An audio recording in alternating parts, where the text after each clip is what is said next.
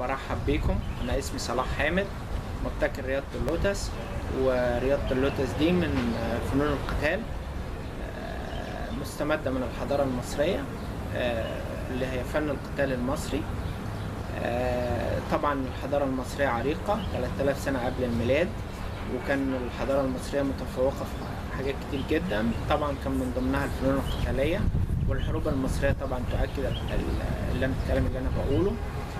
في جداريات زي جدارية بني حسن في مقبرة باكت، دي طبعا عليها تسلسل حركي لمهارات مصارعة كتير جدا. طبعا احنا لازم نبقى عارفين ان الفنون القتالية مش بس مصارعة، فيها حاجات تانية كتير. الحروب طبعا كانت بتستعمل فيها ادوات واسلحة كتير. الفكرة بتاعت اللعبة جات لي يعني سنة 84. بدأت أراجع المراجع بتاعت الدفاع عن النفس اللي كانت متوفرة وقتها، وراجع الحضارة المصرية، وراجع كل المواد اللي كانت متاحة في الفترة ديت. قدرت إن أنا أوصل لترتيب معين للتدريب على المهارات القتالية. طورت في حاجات فنيا، يعني مش مجال حديثنا دلوقتي. طبعا كنت عايز اخد الشكل القانوني لممارسة الرياضة دهيت، فقدمنا في سنة 2006 طلب شهر رسمي من مجلس القومي للرياضة. طبعا اترفض. رفعنا الدعوة القضائية بتاعتنا 5711 لسنة 61 قضائية، ودي محجوز لها جلسة يوم 18/12/2012 للحكم. وده طبعا توقيت مناسب جدا ان انا ابدا من دلوقتي ان انا انشط لفكره اللعبه، لان هو طبعا من الواضح ان احنا ان شاء الله هناخد حكم بشهر الاتحاد. ده بسبب ان المجلس القومي للرياضه في شهر 12 اللي فات اشهر اتحاد جديد للكاراتيه، اللي هو الكاراتيه التقليدي، رغم ان وجود اتحاد تاني للكاراتيه اللي هو الكاراتيه اللي كان موجود من الاول من السبعينات. وده بيفتح المجال قدام رياضات قتاليه كتيره ان هي ممكن تتعمل.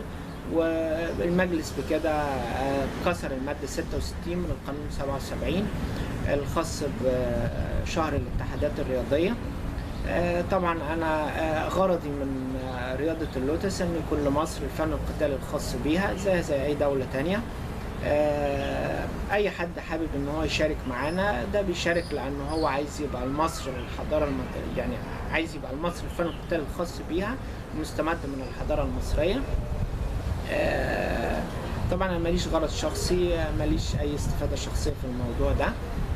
مجرد ان انا عايز كل المصريين يتجمعوا على فكرة واحدة، اللي هي الهوية المصرية والحضارة المصرية، علشان نرجع الماضي العريق بتاعنا ويبقى متوافق مع التكنولوجيا اللي موجودة دلوقتي.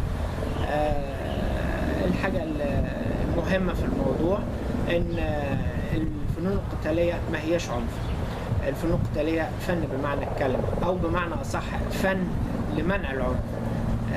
ويا ريت المفهوم ده يكون واصل لبعض الناس، يعني متخيلة إن الفنون القتالية مجرد إن هي استعمال العنف مش درء العنف. الحاجة اللي اتمناها في اللي هيشارك معانا ان هو يبقى مستوعب حاجتين مهمين جدا، انه الحضارة المصرية حضارة عريقة، وان هي لازم تتوافق مع التكنولوجيا العصر الموجود دلوقتي. الحاجة التانية انه الفنون القتالية دي فنون مش عنف. طبعا انا مش هعد دلوقتي مزايا الفنون القتالية ايه. طبعا بتغير من عقلية الشخص، بتغير من التركيبة البدنية بتاعته، بتنمي قدرات كتير جدا عنده.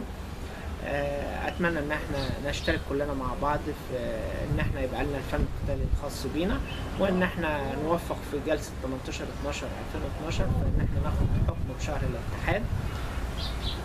وشكرا.